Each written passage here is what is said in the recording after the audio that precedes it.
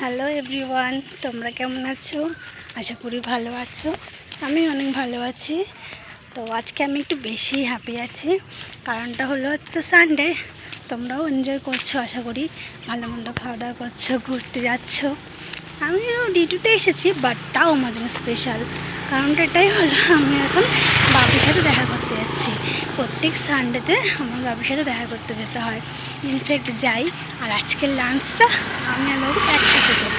এই যে লাঞ্চ নিয়েছি, অর্ধেক অর্ধেক না, বেশিটাই ডিউটি শেষ করা হয়ে গেছে, কিছুটা বাকি, বেশিটাই হয়ে গেছে। সেরে এখন যাচ্ছি বাবির কাছে, ওখানে লাঞ্চ করব, ভীষণ অনেক গল্প করব, তারপরে আবার ফিরে চেক আউট মেরে আবার বাড়ি ফিরব। ওই জন্য সানডেটা আজকে আমার কাছে স্পেশাল।